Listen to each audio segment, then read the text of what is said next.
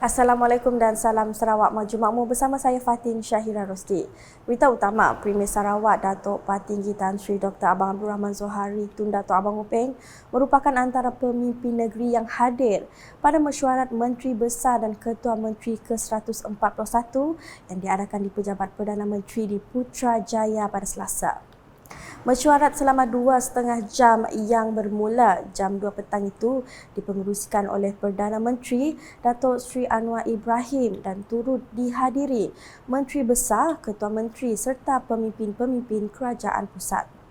Sebagai sebahagian daripada agenda mesyuarat, Datuk Patinggi Tan Sri Abang Zohari diberi slot untuk menyampaikan taklimat mengenai pembangunan Sarawak sejak 60 tahun lalu, dasar pandang kehadapan seperti yang digariskan di bawah strategi pembangunan pasca COVID-19 2030, status pendapatan tinggi Sarawak dan pembangunan tenaga boleh diperbaharui. Premier Sarawak juga diberi penghormatan oleh Perdana Menteri untuk memberi taklimat kepada Menteri Besar dan Ketua Menteri yang lain mengenai ekonomi Sarawak yang telah diiktiraf oleh Kerajaan Persekutuan sebagai mendahului negeri-negeri lain dari segi kemampanan dan pembangunan ekonomi hijau. Sebelum ini, Datuk Patinggi Tan Sri Abang Zohari turut menyampaikan taklimat serupa kepada Kabinet Persekutuan ketika bersidang di Kuching sempena sambutan Hari Malaysia 2023 yang dianjurkan oleh Sarawak. Mengiringi Premier Sarawak ialah Setiausaha Kerajaan Sarawak, Datuk Amar Muhammad Abu Bakar Mazuki. Berita seterusnya, Timbalan Menteri di Jabatan Premier Sarawak, Buruh Imigresen dan Pemantauan Projek, Datuk Gerawat Gala telah melawat ke tapak pembinaan jambatan Tutoh di Baram baru-baru ini. Tujuan lawatan kerja tersebut adalah untuk melihat sendiri perkembangan terkini kerja-kerja pembinaan jambatan yang telah mencecah kemajuan sebanyak 76.32%. Dalam pada itu, Datuk Gerawat melahirkan rasa puas hati dengan perkembangan terkini pembinaan jambatan sepanjang 207 meter tersebut. Menurut beliau, jambatan Tutoh yang siap kelak akan memudahkan penduduk untuk berulang-alik dari Miri ke Limbang, termasuk kampung-kampung berdekatan seperti Long Seridan, Long Lelang dan sekitarnya. Untuk rekod, jambatan Tutoh dibina berdekatan dengan lokasi jambatan sebelumnya yang telah runtuh disebabkan banjir pada tahun 2021.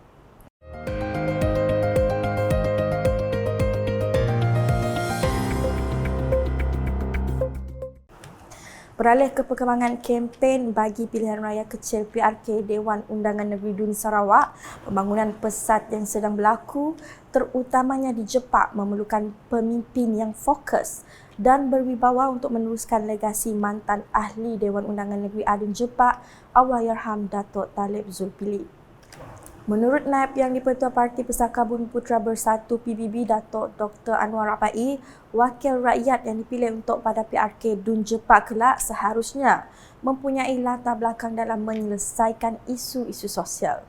Bintulu memerlukan seseorang pemimpin yang fokus untuk membangun masyarakat kita, apatah lagi untuk bersaing dengan masyarakat lain dalam pembangunan yang ada di Bandar Bintulu itu.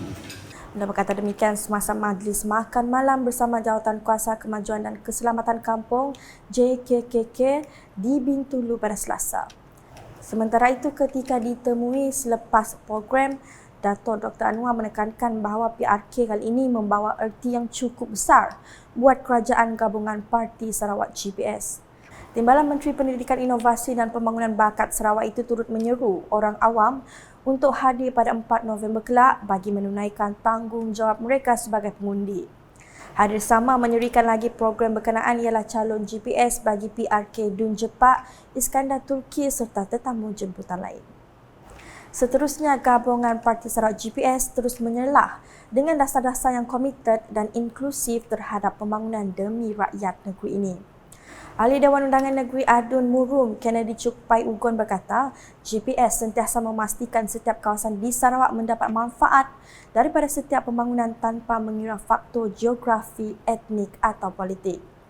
Beliau yang mengetuai Ops Room Parti Rakyat Sarawak PRS bagi PRK Dun Jepak memberitahu adalah wajar sekiranya beberapa parti lain di Sarawak yang sebelum ini bersaing secara politik kini memberikan sokongan padu kepada GPS. GPS sangat komited dan sangat inklusif dalam dasar dan pembangunan yang dibawa kepada seluruh rakyat. Kenapa saya sebut begitu? Karena kalau kita lihat pada PRM yang lepas, PRM yang ke-12, kita lihat beberapa parti daripada parti kita di Sarawak ini telah melawan GPS pada PRN yang lepas.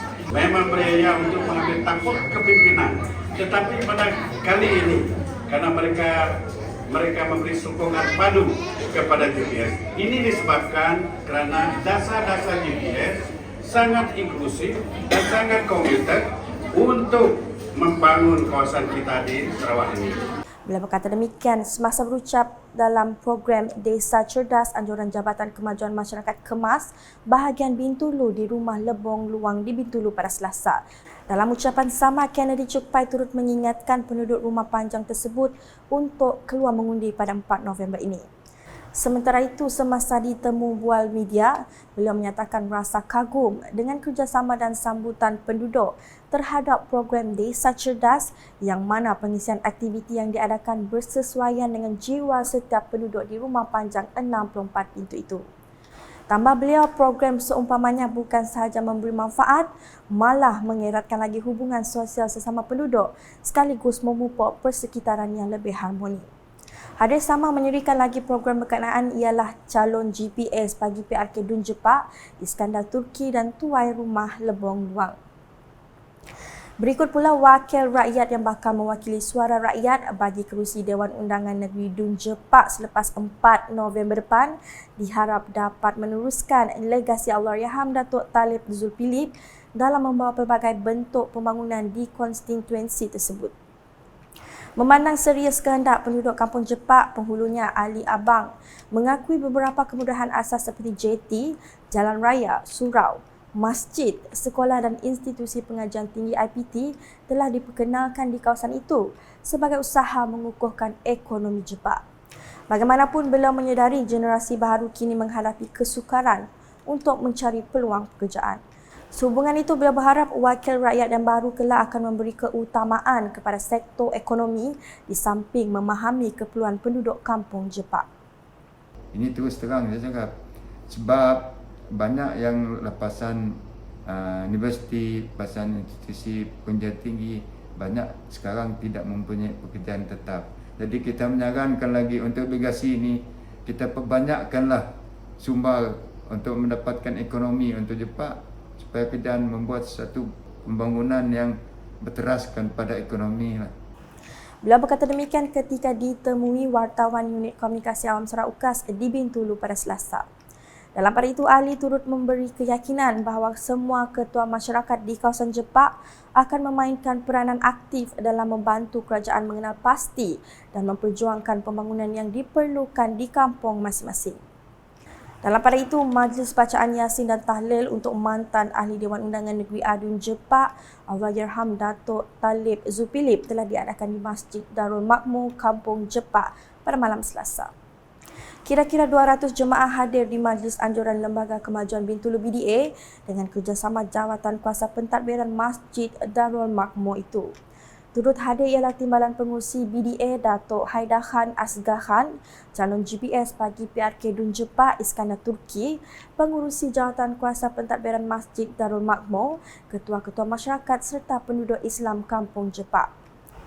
Majlis dimulakan dengan solat fardu maghrib berjemaah disusuli dengan bacaan Yasin dan tahlil yang dipimpin oleh Pegawai Jabatan Agama Islam Sarawak JAIS Bintulu, Ustaz Zulhazri Japar Syedid. Mengakhiri majlis dengan jamuan makan malam setelah selesai solat fardu isyak. Allahyarham Datuk Talib yang juga bekas penasihat pembangunan Jepak Jaya meninggal dunia pada 15 September lalu.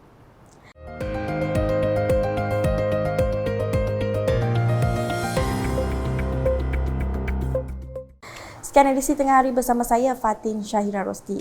Berita lebih lanjut boleh didapati di semua platform media sosial UKAS termasuk portal ukas.sarawak.gov.my dan UKAS channel di YouTube.